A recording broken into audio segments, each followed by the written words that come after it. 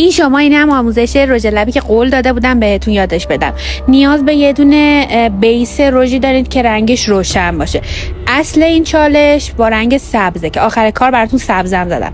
بعد یه دونه رنگ سایه پودری که مخالف رنگ زمینه رژتون باشه بعد بردارید و کل سطح لبتون رو پر از سایه بکنید و بعد بیان دورش کثیفی‌ها رو پاک بکنید و از یه رنگ هم رنگ اون سایه‌ای که زدین روی لبتون به عنوان خط لب استفاده کنید. جلوه خیلی ویژه‌ای داره و اینم بهتون بگم این ترند رژ لب برای کسایی که لبشون رو فیلر نزدن، چون که لب وقتی که فیلر بزنی نمیتونی اینطور قنچش بکنی. با رنگ‌های مختلف براتون مدل‌های مختلفش رو تست کردم که ببینید این رنگ خیلی به نظرم قشنگ شد، ولی اصل کار این آخری است که با رنگ مشکی روی لبم رو سایه زدم و با خط چشم مشکی مدادی هم دورش رو گرفتم. امیدوارم پستم رو دوست داشته باشید بچه‌ها.